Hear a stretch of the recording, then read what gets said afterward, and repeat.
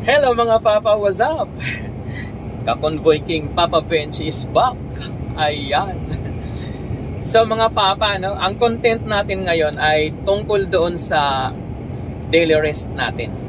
Yung tinatawag na first 3 hours daily rest natin. Ayan. So, bago po natin umpisahan lahat yan, sa mga hindi pa nakapag-subscribe ng ating channel, sa YouTube channel natin, Kakonvoy King Papa Bench. Yan lang po ang pangalan ng ating YouTube channel. At sa mga hindi pa po follow sa ating Facebook page, Kakonvoy King Papa Bench pa rin po yan.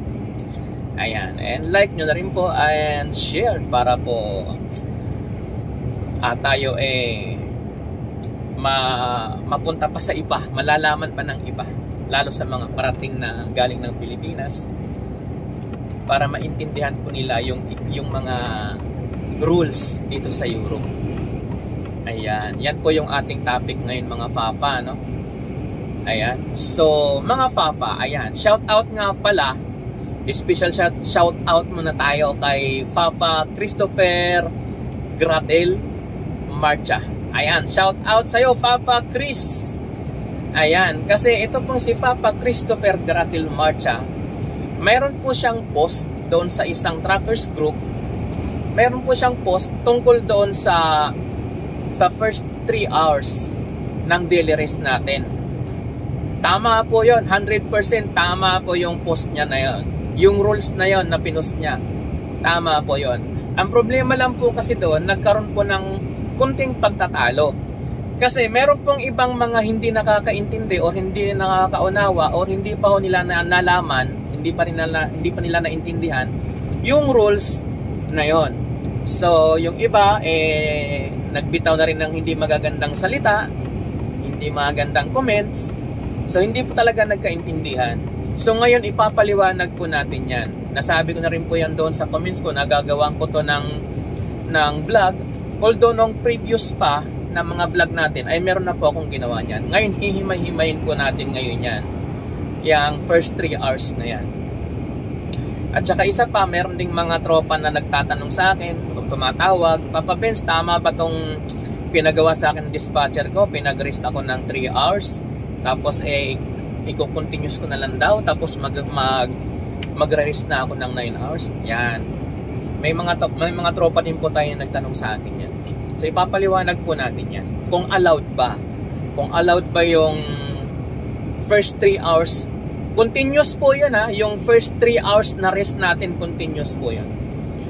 For example, tayo po ay nakapag-start na ng alas 7 ng umaga.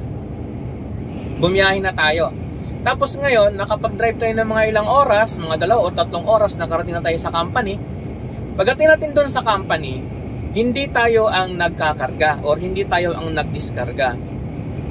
At sabi lang nung, for example na lang, yung mga nasa warehouse boy, at sasabihin, oh, magpahinga na lang dyan sa truck mo, matulog ka na lang dyan kasi medyo matagal pa.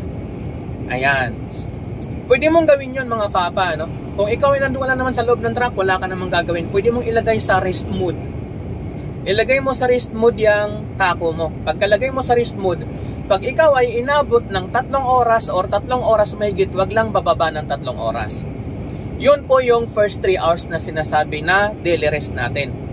So, kahit pa ikaw ay mag-shift ka ng 15 hours or mag-shift ka ng 13 hours or kahit pa ikaw ay mag-rest ng 11 hours or mag-rest ka ng 9 hours, kahit pa mga Papa, yan ay araw-arawin ninyong gawin, pwedeng-pwede po yan. Walang violation yan.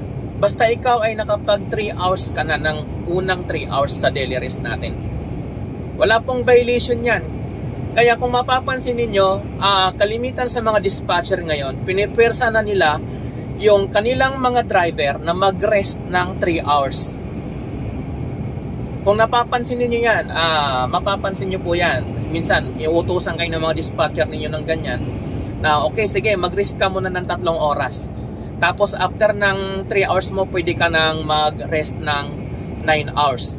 Tapos sasabihin mo naman sa dispatcher mo, hindi na ako pwedeng mag-rest ng 9 hours kasi wala na akong 9 hours. Pwede po yan. Pwede yan. Walang violation yan. Kasi kakain siya ng 12 hours na daily rest mo. Nakakompensate na po yun siya. Kahit po araw-arawin yung gawin yan. Halimbawa, Lunes, ganun ang nangyari, nakapag-rest ka na ng 3 hours. Kahit pa mag-rest ka ng 9 or 11 hours, pwede. Martes, Miyerkules, hanggang Biyernes or hanggang Sabado, hanggang kahit 6 days mong gagawin yan. Kahit 6 days mo pang gagawin yan, mga papa. No? Yung rules na yan, under pa rin siya ng Regulation 561/2006. Yan pong article na yan ay Article 31 po yan. Marami na po kasing mga naidagdag ng mga article, mga papa, no? Kagaya na lang ng Article 12, yung weekly rest natin. Yung naitopic ko na rin yan last previous kong mga vlog. Yung Article 12 na yan, yung Article 12 na yan para sa weekly rest, pagka ang weekly rest mo ay nakatapos ka na ng 144 hours within 6 days. Nakatapos ka na ng 144 hours, pwede kang mag-extend dyan ng 100 hanggang 146 hours. Meron kang extend na 2 oras. Yan po yung sa Article 12 under ng Regulation 561/2006. Under pa rin po siya ng rules na yan. Although walang nabago, wala pong binago doon sa Regulation 561. Wala pong binago dyan. May mga dinagdag lang pero wala pong binawas, walang ibinago. Pero may dinagdag. Kagaya na nga lang po niyang first 3 hours na yan. Ano po yan? Tawag dito, wala pong violation yan. Legit po yan at yan po illegal. Ayan, kahit po araw-araw. So, yun lang mga papa, no? Pinapaunawa ko lang doon sa mga hindi pa nakakaintindi or hindi pa nakakaalam sa rules na yan. Ipapaunawa ko lang po sa inyo na legit po yan, 100% pwede nyo pong gawin yan. Walang violation yan. Ayan, yung iba kasi nag-react ng, hindi nga, yan. Tapos yung iba nagbitaw na ng hindi magandang salita, yung iba nagmumura pa. So, hindi po maganda. Kaya nilinaw ko na. Nagpaalam na rin po ako dun kay Papa Chris, no? Nasabi ko, gawang ko to ng vlog. Although meron na akong nung nakaraang vlog, gagawang ko pa ulit. Yan. Ito na nga po yun. At sana maintindihan po ng iba nating mga katropa, no? Veterans man or mga newbie dito sa Europe at saka yung mga parating pa na nanggagaling pa ng mga Pilipinas, sana maintindihan nyo po yung rules, kung ano po ang mga rules ng TACO at yung mga idinagdag na rules ng TACO. Ayan, so yun lang mga papa, no? Salamat and God bless po sa lahat. God bless, ingat. Ayan, may pahabol tayo mga papa, no? Katatawag lang din ng tropa natin, idagdag na rin natin. Katatawag niya lang, sabi niya sa akin, Papa Bench, yung dispatcher ko, pinasasakay niya ako ng barko kahit 15 hours shift na ako. Tapos sabi ko, nakapag-rest ka ba ng 3 hours straight? Sabi niya, oo. Sabi ko, pwede yan. Pwede kang sumakay ng ferry.